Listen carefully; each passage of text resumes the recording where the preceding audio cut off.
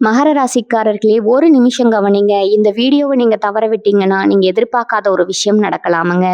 நீங்க இத சும்மா ஒரு வீடியோன்னு நெனச்சு பார்க்காதீங்க. இது உங்க வாழ்க்கைக்கு வந்திருக்கும் ஒரு அறிவிப்புங்க. சமீப காலமா உங்க மனசுல ஒரு அழுத்தம், காரணம் தெரியாம ஒரு பயம், இரவு தூங்கும்போது கூட ஏதோ சரியில்லன்னு ஒரு ஃபீலிங். இது எல்லாம் ஏன் தெரியுமா? உங்க வாழ்க்கையில ஒரு பெரிய மாற்றம் வரப்போகுதுங்க. ஆனா அதுக்கு முன்னாடி ஒரு சின்ன எச்சரிக்கைய கடவுள் தராருங்க. நீங்க இத கவனிக்காம விட்டீங்கன்னா, ஒரு வாய்ப்பு கைவிடப்படலாமுங்க. அல்லது ஒரு உறவு, ஒரு பண விஷயம் உங்க கையில இருந்தே நழுவி போகலாமுங்க. ஆனா பயப்படாதீங்க. இதுக்கு ஒரு வழி இருக்குது. இன்னும் நேரம் இருக்குதுங்க. இப்போ உங்க மனசுல இருக்கிற அந்த ஒரு பெரிய கவலைய நினைச்சுக்கிட்டு, கடவுள் எனக்கு துணைன்னு கமெண்ட்ல எழுதுங்க. அந்த ஒரு நம்பிக்கை உங்க பாதைய மாற வைக்குமுங்க. இன்னும் நீங்க சேனல சப்ஸ்கிரைப் பண்ணலன்னா இப்பவே பண்ணிடுங்க. ஏன்னா இந்த மாதிரி எச்சரிக்கைகள் எல்லாம் எல்லாருக்கும் கிடைக்காதுங்க. வாங்க உங்க வாழ்க்கையை மாற்றக்கூடிய அந்த ரகசியத்தை இப்பவே தெரிஞ்சுக்கலாமுங்க. இன்று நாம் பார்க்க போகும் தலைப்பு உங்களை ஆச்சரியத்தில் ஆழ்த்தலாமுங்க. மகர ராசியில பிறந்தவர்களே, உங்கள் குணத்திற்கும் உங்கள் செயல்பாடுகளுக்கும் முற்பிறவியில நீங்க வாழ்ந்த வாழ்க்கைக்கும் ஏதோ ஒரு தொடர்பு இருக்குதுன்னு அகத்தியர் பெருமான் கூறியிருக்கிறாருங்க. நீங்க முற்பிறவியில பெரும் புகழ் கொண்ட சேரனா, சோழனா அல்லது பாண்டியனா, உங்க ரத்தத்துல ஓடுவது யாருடைய வீரம்? அகத்தியர் நாடி சுவடிகள் சொல்லும் அந்த ரகசியத்தை இந்த வீடியோல விரிவா பார்ப்போம்ங்க. மகர ராசி மண்டலத்துல 10வது வீடா திகழும் மகரம் காலப்புருஷ தத்துவத்தின்படி ஒரு மனிதனின் கர்மாவையும் அவன் செய்யும் தொழிலையும் தீர்மானிக்கக்கூடிய மிக முக்கியமான இடமாகுங்க. இந்த ராசியில பிறந்தவர்கள் பிறக்கும் போதே ஒரு விதமான முதிர்ச்சியுடனும் பொறுப்புணர்ச்சியுடனும் பிறக்கிறார்கள் என்பதுதான் நிதர்சனமான உண்மைங்க. மற்ற ராசிக்காரர்களை காட்டிலும் மகர ராசிக்காரர்களுக்கு வாழ்க்கையின் மீதான பார்வை என்பது மிகவும் யதார்த்தமானதுங்க. கற்பனை உலகில் மிதப்பதை விட தரையில் கால் பதித்து உண்மையை எதிர்கொள்வதையே இவர்கள் பெரிதும் விரும்புகிறாங்க. விடாமுயற்சி என்பது இவர்களது நரம்புகளிலே ஊறிய ஒன்றுங்க. ஒரு செயலை தொடங்கினா அதில் எத்தனை தடைகள் வந்தாலும், எத்தனை சவால்கள் குறுக்கிட்டாலும் சற்று மனம் தளராம இலக்க நோக்கி முன்னேறுவதில் இவர்களுக்கு நிகர இவர்களேங்க. மலையை துளைத்து வழி உண்டாக்கும் மொழியை போல இவர்கள் தங்கள் வாழ்வின் பாதையை தாங்களே செதுக்கிக் கொள்றாங்க. சனியின் ஆதிக்கம் இவர்களுக்கு கிடைத்துள்ள ஒரு பெரும் வரம் என்றுதான் சொல்லணுங்க. சனி பகவான் என்பவர் நீதியையும் ஒழுக்கத்தையும் கடுமையான உழைப்பையும் குறிப்பிடுபவர். அந்த பண்புகள் அனைத்தும் மகர ராசிக்காரர்களிடம் இயல்பாகவே குடிக்கொண்டிருக்குமுங்க. நிர்வாக திறமைன்னு வரும்போது இவர்கள் ஒரு நாட்டின் படை தளபதியை போல செயல்படுறாங்க. ஒரு காரியத்தை செய்வதற்கு முன்னாடி அதை 100 முறை சிந்திச்சு அணு அணுவா திட்டமிடுவாங்க. இவர்கள் எடுக்கும் முடிவுகள் மெதுவாக இருக்கலாம், ஆனால் அந்த முடிவுகள் ஒருபோதும் தோல்வியை தழுவாது. அஸ்திவாரம் பலமாக இருந்தால் மட்டுமே கோபுரம் நிலைக்கும் என்பதை இவர்கள் நன்கு உணர்ந்தவர்கள். அதனாலதான் இவர்களுடைய வளர்ச்சி என்பது மற்றவர்களுக்கு பொறுமையாக தெரிந்தாலும் அது காலத்தால் அழியாத ஒரு சாம்ராஜ்யமா உருவெடுக்குமுங்க. பண்டைய தமிழ் மன்னர்களான சேர, சோழ, பாண்டியர்கள் எப்படி தங்களின் ஆளுமை திறனால பல நூற்றாண்டுகள் நிலைத்து நிற்கும் பெரும் புகழை ஈட்டினார்களோ, அதே போன்ற ஒரு தலைமை பண்பு மகர ராசிக்காரர்களின் ஆழ்மனதில் மறைந்து கிடக்குதுங்க. ஒரு சாதாரண மனிதனா பிறந்தாலும் தன் உழைப்பால ஒரு மாபெரும் சாம்ராஜ்யத்தை உருவாக்கும் வல்லமை இவர்களுக்கு இருக்குது. இவர்களிடம் உள்ள ஒரு தனி சிறப்பு என்னன்னா, அதிகாரத்தை பயன்படுத்தி மற்றவர்களை அடக்குவதை விட தங்களின் அறிவாலும் உழைப்பாலும் மற்றவர்களின் மரியாதையை பெறுவதையே இவர்கள் விரும்புவார்கள். மகர ராசிக்காரர்களுக்கு கால நேரம் என்பது மிகவும் புனிதமானது. ஒரு நொடிய கூட வீணாக்க இவர்கள் விரும்புவதில்லைங்க. இவர்களுடைய வாழ்க்கை என்பது ஒரு நீண்ட தூர பயணம் போன்றது. இந்த பயணத்துல இளைப்பாறுவதற்கு இவர்கள் நேரத்தை செலவிட மாட்டாங்க. எப்போதும் எதையாவது சாதிக்க வேண்டும், சமூகத்துல ஒரு உயர்ந்த நிலையை அடைய வேண்டும்ங்கிற தாக்கம் இவர்களுக்குள்ள சுழன்று கொண்டே இருக்குமுங்க. இவர்களுடைய முகத்துல எப்போதும் ஒரு விதமான தீவிரத்தன்மை இருக்கும். விளையாட்டா பேசும் நேரத்திலும் கூட இவர்களுடைய சிந்தனை எதிர்கால திட்டங்களை பற்றியே ஓடிக்கொண்டிருக்குமுங்க. சனி பகவான் இவர்களுக்கு கொடுக்கும் மிகப்பெரிய பாடம் என்பது பொறுமைங்க.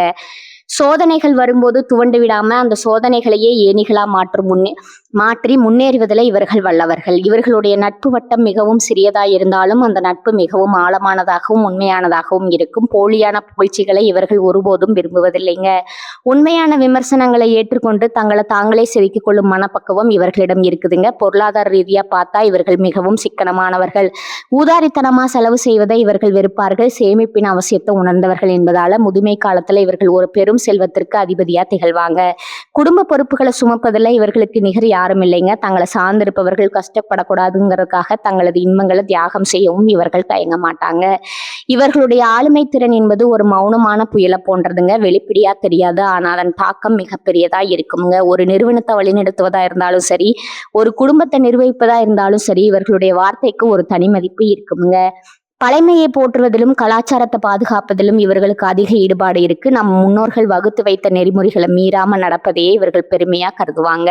உங்களுடைய ஜாதகத்துல கிரகங்கள் எப்படி அமைந்திருந்தாலும் மகர ராசியில பிறந்த காரணத்தாலேயே உங்களுக்குள்ள ஒரு மறைமுகமான ஆற்றல் இருக்குதுங்க. அந்த ஆற்றலை சரியா பயன்படுத்தினா நீங்க ஒரு சாதாரண மனிதரா பிறந்து வரலாற்று பக்கங்கள்ல இடம்பெறும் ஒரு மாபெரும் ஆளுமையா மாற முடியுங்க. இந்த உலகம் உங்களை ஒரு கடின உழைப்பாளியா பார்க்கலாம். ஆனா உங்க மனதிற்குள்ள நீங்க ஒரு சாம்ராஜ்யத்தை ஆளும் மன்னனாகவே வாழ்ந்து கொண்டிருக்கீங்க. அந்த தலைமை பண்பு தான் உங்களை மற்றவர்களிடம் தனித்து காட்டுதுங்க. முடிவா மகர ராசிக்காரர்கள் என்பவர்கள் இந்த உலகத்தை இயக்குகின்ற முக்கியமான அச்சாணிகள்ங்க. நீங்க இல்லாம எந்த ஒரு பெரிய காரியமும் முழுமை பெறாது. உங்களுடைய விடாமுயற்சியும் நேர்மையும் கடமை உணர்ச்சியும் உங்களை ஒரு நாள் சிகரத்துல ஏற்றி வைக்கும் என்பதில் ஐயமில்லைங்க. அந்த சிகரத்தை அடைய நீங்க சந்திக்கும் ஒவ்வொரு கல்லும் முள்ளும் உங்களை ஒரு செதுக்கப்படாத வைரம் போல பட்டை தீட்டுங்க. இறுதியில நீங்க ஜொலிக்கும் வைரம் போல பிரகாசிப்பீங்க என்பதுதான் இந்த காலத்தின் கட்டளைங்க. சோழ பேரரசின் அந்த வீரமிக்க புலிக்கொடி வானலாக பறந்த காலம் அதுங்க. மகர ராசியில பிறந்த ஒருவருக்கு ஜாதக கட்டத்துல சூரியன் உச்சம் பெற்று அல்லது சிம்மமனையில வலிமையா அமர்ந்து 10ஆம் இடமான கர்மஸ்தானத்தோடு தொடர்பு கொண்டிருந்தா அவர்கள் முற்பிறவியில சோழ தேசத்தின் மாபெரும் போர் வீரராகவோ அல்லது அந்த சாம்ராஜ்யத்தை வழிநடத்திய குறுநில மன்னராகவோ இருந்திருக்க வாய்ப்பு அதிகம்ங்க. சோழ வம்சம்னாலே அது அதிகாரத்திற்கும் ஆளுமைக்கும் நிர்வாகத்திறனுக்கும் சான்றாகுங்க. உங்களுக்குள்ள எப்போதும் ஒரு தலைமை பண்பு துடித்து கொண்டே இருக்கிறதா? மற்றவர்களை வழிநடத்துவதில் உங்களுக்கு ஒரு தனி விருப்பம் இருக்கிறதா? அப்படின்னா உங்க ஆன்மாவில் அந்த சோழர் காலத்து ரத்தம் ஓடிக்கொண்டிருக்கிறதுன்னு அர்த்தமுங்க. கடல் கடந்து சென்று வெற்றுவாகை சூடுவது என்பது சோழர்களின் ரத்தத்தில் ஊறி ஒன்றுங்க. இன்றைய காலத்துல நீங்க வெளிநாடுகளுக்கு சென்று பொருளீட்டுவதிலோ அல்லது புதிய இடங்களை கண்டுபிடித்து அங்கு உங்க முத்திரையை பதிப்பதிலோ ஆர்வம் காட்டினா அது உங்க முற்பிறவியின் தொடர்ச்சியாவே இருக்குங்க. அது மட்டும் இல்லாம கலைநயமிக்க கட்டிடங்கள், வானுயர்ந்த கோபுரங்கள் மற்றும் பிரம்மாண்டமான ஆலயங்கள் மீது உங்களுக்கு ஒரு ஈர்ப்பு இருந்தா நீங்க அன்றைய தஞ்சை பெரிய கோவில் போன்ற மாபெரும் படைப்புகள்ல ஒரு பங்கினை ஆற்றியிருப்பீங்க. எதற்கும் அஞ்சாத வீரம், சொன்ன சொல்ல காப்பாற்றும் உறுதி, தோல்வி கண்டாலும் மீண்டும் எழுந்து வந்து வெல்லும் பிடிவாதம், இவை அனைத்தும் சோழ வம்சத்தின் அடையாளங்க. மகர ராசிக்காரர்களிடம் இயல்பாகவே காணப்படும் அந்த பிடிவாதம் என்பது சோழ மன்னர்கள் பகைவர்களை வெல்வதற்காக கையாண்ட அதே போர் வியூகத்தின் ஒரு பகுதி தாங்க. ஒரு சோழ மன்னன் எப்படி தன் குடிமக்களை பாதுகாப்பதுல கண்ணும் கருத்துமாய் இருப்பானோ அதே போல நீங்க உங்க குடும்பத்தையும் உங்க சார்ந்தவர்களையும் ஒரு கவசமா நின்று காப்பீங்க. அதிகாரத்தை பயன்படுத்துவதில் ஒரு நேர்மையும் நீதியும் உங்களிடம் குடிகொண்டிருக்குமுங்க. இந்த ஆளுமை திறன் உங்கள் சமூகத்துல ஒரு உயர்ந்த இடத்தை அமர வைக்குங்க. அடுத்ததா தமிழ் சங்கம் வளர்த்து தமிழை தலைக்க செய்த பாண்டிய வம்சத்தின் மீன் கொடியை பற்றி பார்ப்போங்க. மகர ராசியில் பிறந்த உங்களுக்கு ஆன்மீகத்துல அதிக நாட்டம் இருந்தா, குறிப்பா தமிழ் இலக்கியங்கள் மீதும் சங்ககால பாடல்கள் மீதும் ஒரு ஈர்ப்பு இருந்தா நீங்க முற்பிறவியில பாண்டிய தேசத்தின் அங்கமா இருந்திருப்பீங்க. பாண்டியர்கள்னு சொன்னாலே அவர்கள் நீதியின் மறுபெயரா திகழ்ந்தவர்கள். யானோ அரசன் யானே கல்வன் என்று கூறி தன் உயிரையே நீதியின் பொருட்டு தியாகம் செய்த அந்த பாண்டிய மன்னனின் குணம் உங்கள் ஆள் மனதுல எங்காவது ஒரு மூலையில ஒளிந்திருக்குமுங்க. உங்களுக்கு அநீதியை கண்டா கோபம் பொங்கும், நியாயத்திற்காக யாரிடமும் மல்லுக்கட்டும் துணிச்சல் இருக்குமுங்க. மதுரை மீனாட்சி அம்மனின் அருளாசி பெற்ற அந்த பாண்டிய வம்சத்தினர் ஆன்மீகத்தையும் வீரத்தையும் இரு கண்களா கருதினாங்க. மகர ராசிக்காரர்களான உங்களுக்குள்ள ஒரு ஆழமான ஆன்மீக தேடல் எப்போதுமே இருந்து கொண்டுதான் இருக்குமுங்க. சித்தர்களின் ரகசியங்கள், மறைபொருள் உண்மைகள் மற்றும் பழமையான வழிபாட்டு முறைகள் மீது உங்களுக்கு தனி ஆர்வம் இருக்குமுங்க. பாண்டியர்கள் கடல் கொண்ட மதுரையை மீட்டெடுத்தவங்க. அதே போல உங்க வாழ்க்கையிலும் எத்தனை இழப்புகள் ஏற்பட்டாலும் இழந்ததை விட பல மடங்கு பெரிய ஒன்றை மீண்டும் உருவாக்கி விடுவீங்க. அந்த ஆற்றல் உங்களுக்கு இருக்குதுங்க. பாண்டிய வம்சத்தை சேர்ந்தவங்க அறிஞர்களை போற்றுவதில் வல்லவங்க. நீங்களும் அப்படியே அறிவுடைய மனிதர்களுக்கு முன்னால உங்க தலையை தாழ்த்துவீங்க. பாண்டியர்களின் அந்த அமைதியான ஆனால் ஆழமான வீரம் உங்க பேச்சிலும் செயலிலும் பிரதிபலிக்குமுங்க. ஒரு ஆழமான கடலை போன்ற உங்கள் மனதிற்குள்ள பல ரகசியங்களை புதர்ந்து கிடைக்குமுங்க. யாராலும் எளிதில் உங்களை கணித்து விட முடியாது. இறுதியா மலைகளின் தலைவர்களான சேர வம்சத்தின் விற்குழியை பற்றி பார்ப்போங்க. மகர ராசிக்காரர்களுக்கு மலைகளும் அடர்ந்த காடுகளும் இயற்கையும் ரொம்பவும் பிடிக்குங்க. உங்க முற்பிறவி தொடர்பு சேர நாட்டை சார்ந்ததுங்க. அகத்தியர் முனிவர் வாழ்ந்த அந்த பொதிகை மலை சாரல்ல சேர மன்னர்கள் இயற்கைக்கும் இறைவனுக்கும் முக்கியத்துவம் கொடுத்து ஆட்சி செஞ்சாங்க. விற்கொடி ஏந்திய சேரர்கள் மலைகளின் கடினமான பாதைகளை மிக எளிதா கடக்கும் வல்லமை படைத்தவங்க. மகர ராசிக்காரர்களான உங்களுக்கும் வாழ்க்கை பயணம் என்பது ஒரு மலை ஏறுவதை போன்றதுதாங்க. எத்தனை கரடு முரடான பாதைகள் வந்தாலும் மூச்சு வாங்கினாலும் சிகரத்தை அடையாம நீங்க ஓய மாட்டீங்க. அந்த மன வலிமை உங்களுக்கு சேர வம்சத்திலிருந்து வந்த ஒரு கொடையாகுமுங்க. சேர மன்னர்கள் வீரத்திற்கு எவ்வளவு முக்கியத்துவம் கொடுத்தார்களோ அதே அளவு எளிமைக்கு முக்கியத்துவம் கொடுப்பாங்க. உங்களுக்கு எவ்வளவு பெரிய செல்வாக்கு வந்தாலும் நீங்க எளிமையை கைவிட மாட்டீங்க. யாருக்கும் அஞ்சாத சுபாவம், நேருக்கு நேரா பகைவனை எதிர்கொள்ளும் துணிச்சல் மற்றும் இயற்கையோடு இணைந்த வாழ்வியல், இவை மூன்றும் சேரர்களின் பண்புகள்ங்க. அகத்தியர் மலைகளுக்கும் சேரர்களுக்கும் உள்ள அந்த மற்ற தொடர்பு போல உங்களுக்கும் இயற்கை சக்திகளுக்கும் இடையே ஒரு நுட்பமான பிணைப்பு இருக்குமுங்க. மூலிகைகள், இயற்கை மருத்துவம் மற்றும் மலைப்பிரதேச பயணங்கள் உங்களை அறியாமலே உங்கள் மனதிற்கு ஒரு நிம்மதியை தருமுங்க. நீங்க ஒரு சேர வீரனா இருந்திருந்தா அன்று நீங்க காட்டிய அந்த உறுதிதான் இன்று உங்க வாழ்க்கையில வரும் எப்பேற்பட்ட துன்பத்தை தாங்கும் சக்தியை உங்களுக்கு கொடுத்து கொண்டிருக்குங்க. இந்த மூவேந்தர் வம்சங்கள்ல நீங்க யாரா இருந்தாலும் உங்க ராசிக்குரிய அந்த நிர்வாக திறமையும் ஆளுமை பண்பும் உங்களை எப்போதும் ஒரு சாதாரண மனிதரா இருக்க விடாதுங்க. உங்க ரத்தத்துல ஊறி போயில்ல அந்த பழைய காலத்து வீரம் இந்த நவீன காலத்துல வெற்றிகளை ஈட்டுவதற்கான ஆயுதமா உங்களுக்கு உதவுங்க. சோழனின் நிர்வாகமும் பாண்டியனின் நீதியும் சேரனின் உறுதியும் உங்க குணத்துல சரிவிகிதத்துல கலந்துருக்கலாமுங்க. ஆனா உங்க ஜாதக கட்டத்துல கிரகங்களின் பலம் எங்க அதிகமா இருக்கிறதோ அந்த திசையை நோக்கி உங்க ஆன்மா உங்களை கொண்டு செல்லுங்க. உங்க ஆழ்மனதை கேட்டு பாருங்க. உங்க முற்பிறவியின் அந்த மன்னர் யாருன்னு உங்களுக்கு தெரியுமுங்க. மகர ராசியில பிறந்தவர்களுக்கு கர்ம வினை என்பது ஒரு நிழலை போல தொடரக்கூடியதுங்க. காலப்புருஷ தத்துவத்துல 10வது வீடா மகரம் அமைந்திருப்பதால இந்த ராசிக்காரர்கள் தங்கள் வாழ்நாள் அனுபவிக்கும் ஒவ்வொரு இன்பமும் துன்பமும் ஏதோ ஒரு முற்பிறவி செயலின் தொடர்ச்சியாகவே இருக்குமுங்க. அகத்தியர் பெருமான் தனது நாடி சுவடுகள்ல மகர ராசியை பற்றி குறிப்பிடும் போது இவர்கள் கடமையின் மைந்தர்கள்னு அழைக்கிறாங்க. அதாவது சென்ற பிறவிகள்ல முடிக்கப்படாத பல வேலைகளை முடிப்பதற்காகவே இந்த பிறவியில இவர்கள் மகர ராசியை தேர்ந்தெடுத்து பிறந்திருக்கிறாங்க. முற்பிறவி கர்மா என்பது ஒரு சுமை அல்லங்க, அது ஒரு பாலம்ங்க. மகர ராசிக்காரர்களுக்கு வாழ்க்கையின் ஆரம்ப காலகட்டம் மிகவும் போராட்டமானதா இருப்பதற்கு காரணமே அவர்கள் தங்களின் பழைய கர்ம வினைகளை கழுவ வேண்டி இருப்பது தாங்க. நீங்க எந்த வம்சத்தை சேர்ந்தவர்களா இருந்தாலும், அதாவது சோழனின் வீரமாகவோ பாண்டியனின் நீதியாகவோ இருந்தாலது சேரனின் உறுதியாகவோ இருந்தாலும் அந்த புகழுக்கு இணையாக நீங்க சில கடமைகளையும் செய்ய வேண்டி இருக்குதுங்க. அகத்தியர் முனிவர் கூறும் மிக முக்கியமான தீர்வு என்னன்னா, செயலே தெய்வம். நீங்க செய்யும் தொல்ல நேர்மையும் உழைப்புல உண்மையும் இருந்தா உங்க கர்ம வினைகள் பாதியா குறைஞ்சு விடுமுங்க.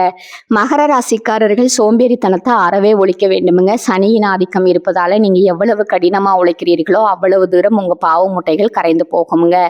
அடுத்ததா குலதெய்வ வழிபாடு. மகர ராசிக்காரர்களுக்கு குலதெய்வம் என்பது வெறும் கடவுள் மட்டுமல்லங்க, அது உங்கள் முன்னோர்களுக்கும் உங்களுக்குமான ஒரு கண்ணுக்கும் தெரியாத பாலம்ங்க.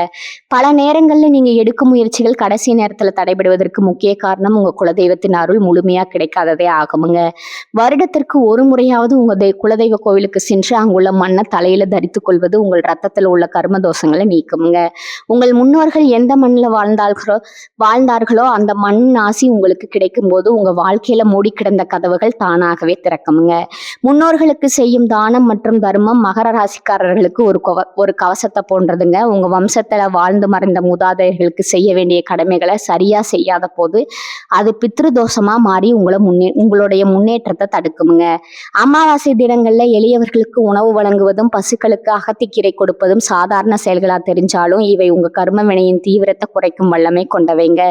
குறிப்பா தாகத்துல இருப்பவர்களுக்கு தண்ணீர் வழங்குவதும் செருப்பில்லாதவர்களுக்கு பாதனை தானம் செய்வதும் சனியின் பார்வையை மென்மையாக்கும்னு அகத்தியர் கூறாருங்க. இந்த உலகத்துல நீங்க சந்திக்கும் ஒவ்வொரு மனிதரும் ஏதோ ஒரு கர்ம தொடர்பால உங்களை சந்திக்கிறாங்கங்க. குறிப்பா உங்களுக்கு கீழ் வேலை செய்பவர்களை நீங்க எப்படி நடத்துகிறீர்கள் என்பதுலதான் உங்க கர்மாவின் பலன் அடங்கி இருக்குதுங்க. எளியவர்களை ஏளனம் செய்யாம உழைப்பவர்களுக்கு உரிய ஊதியத்தை உரிய நேரத்துல வழங்குவது மகர ராசிக்காரர்களுக்கு மிகப்பெரிய புண்ணியத்தை தேடி தருமுங்க. அகத்தியர் பெருமான் தனது ஞான பாடல்கள்ல இன்னொன்றையும் வலியுறுத்திருக்கிறாருங்க. அதுதான் மன தூய்மை. மற்றவர்கள் உங்களுக்கு செய்த தீமைகளை மறந்து மன்னிக்கும் குணம் உங்களுக்கு இருந்துருச்சுன்னா உங்க ஆன்மா கர்மாவிலிருந்து விடுதலை பெற தொடங்கிடுங்க. பழி வாங்கும் எண்ணம் என்பது கர்மாவை வளர்க்கும் நெருப்புங்க. அந்த நெருப்பை அணைத்து விட்டு உங்க கடமையை மட்டும் நீங்க பார்த்தா மூவேந்தர் வம்சத்தின் அந்த பெருமை மிகு வாழ்வு உங்களுக்கு மீண்டும் கிட்டுமுங்க. உங்க வாழ்க்கையில ஏற்படும் தடைகளை கண்டு நீங்க ஒருபோதும் தயங்க வேண்டாமுங்க. அந்த தடைகள் உங்களை சோதிப்பதற்காக அல்லங்க, உங்களை பலப்படுத்துவதற்காகவே வந்திருக்குதுங்க. முன்னோர்களின் ஆசி என்பது ஒரு பெரும் நீதியை போன்றதுங்க. அந்த நீதியை நீங்க பெற வேண்டும்னா தர்மம்ங்கிற சாவியை பயன்படுத்த வேண்டுமுங்க. வாயில்லா ஜீவன்களுக்கு உணவிடுங்க, முதியவர்களுக்கு உதவுங்க, இயற்கையை பாதுகாத்துடுங்க. இந்த நற்செயல்கள் அனைத்தும் உங்கள் ஜாதகத்தில் உள்ள கிரகங்களின் தீய பலன்களை குறைத்து உங்களுக்கு ஒரு நிம்மதியான வாழ்க்கையை அமைத்து கொடுக்குமுங்க. அகத்தியர் காட்டிய இந்த பாதையில நீங்க நடக்கும்போது உங்க வம்சம் உங்க வம்சம் தலைக்குமுங்க, உங்க புகழ் நிலைக்குமுங்க. முற்பிறவியில நீங்க யாரா இருந்தாலும் இந்த பிறவியில நீங்க செய்யும் நன்மைகளே உங்களை ஒரு மகானாகவோ அல்லது ஒரு மாபெரும் தலைவனாகவோ மாற்றுமுங்க. கர்மவினைய வெல்லும் சக்தி உங்க உழைப்பிற்கும் உங்கள் தர்மத்திற்கும் மட்டுமே இருக்குங்கிறத நினைவில் வச்சுக்கோங்க. அடர்ந்த மேற்கு தொடர்ச்சி மலையின் அடிவாரத்துல உள்ள ஒரு அமைதியான கிராமம் அது. அங்க ஒரு பழைய சிவன் கோவில்ல சிதிலம் அடைஞ்சு காணப்படும் அந்த ஊர்ல வாழ்ந்த ஒரு இளைஞன், அவன் பெயர் தான் செழியன்க. அவன் மகர ராசியில பிறந்தவன்க. வாழ்க்கையில எதை பிடித்தாலும் விடாப்பிடியா பிடிக்கும் குணம் அவனுக்கு ஒன்று இருக்குதுங்க. ஆனா என்ன முயற்சி செய்தாலும் ஏதோ ஒரு தடை அவன் முன்னேற்றத்தை மறித்து கொண்டே இருந்ததுங்க. ஒரு நாள் இரவு செலியனின் கனவுல ஒரு முதியவர் தோன்றினாருங்க. அவர் கையில ஒரு சுவடையை வைத்திருந்தாரு. செலியா, ஒரு ரத்தத்துல ஓடுவது வெறும் சாதாரண நீரல்ல, அது ஒரு சாம்ராஜ்யத்தின் ரகசியம். இந்த கோவிலின் இடிபாடுகளுக்குள்ள உன் முற்பிறவியின் அடையாளம் மறைந்து கிடக்குது. அதை நீ கண்டறிந்தால் மட்டுமே உன் வாழ்வின் தடைகள் விலகும்னு கூறி மறைந்தாருங்க. மறுநாள் காலையில அந்த முதியவர் காட்டிய அடையாளங்களை வைத்து செலியன் அந்த கோவிலின் கருவறை கருகே தேடினாருங்க. அங்க மண்ணில் புதைந்து கிடந்த ஒரு செப்பு பட்டயம் அவனுக்கு கிடைச்சதுங்க. அந்த பட்டயத்துல 3 சின்னங்கள் பொறுக்கப்பட்டிருந்தன. ஒரு வில், ஒரு புலி, ஒரு மீன்.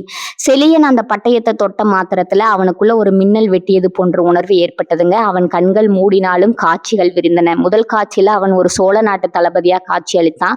பெரும் கடற்படையுடன் சென்று கங்கை கொண்ட சோழபுரத்தின் பெருமையை உலகறிய செய்த வீரன் அவன். நிர்வாக திறமையில அவனுக்கு நிகர் எவரும் இல்லை. ஆனா ஒரு போரின் போது ஒரு ஆலயத்தை காக்க தன் உயிரை தியாகம் செய்திருந்தானுங்க. அந்த பிறவியில் அவன் செய்த அந்த புண்ணியம் தான் இந்த பிறவியில் அவனுக்கு திட்டமிடும் ஆளுமையை தந்திருந்தது. 2வது காட்சியில அவன் பாண்டிய நாட்டு சபையில ஒரு புலவனாகவும் அமைச்சராகவும் இருந்தான். தமிழ் சங்கம் வளர்த்த மதுரையில நீதியை நிலைநாட்ட அவன் தன் வாழ்நாளையே அர்ப்பணித்திருந்தான். ஒரு ஏழைக்கு நீதி கிடைக்க வேண்டும் என்பதற்காக மன்னனிடமே வாதிட்ட அந்த துணிச்சல் தான் இந்த பிறவியில் அவனுக்கு அநீதியை கண்டா பொங்கும் கோபத்தை தந்திருந்தது. 3வது காட்சியில அவன் சேர நாட்டு மலைப்பகுதியில ஒரு வேட்டைக்காரனாக, அதே சமயம் அந்த நாட்டு எல்லைகளை காக்கும் ஒரு ஒற்றனா இருந்தான்.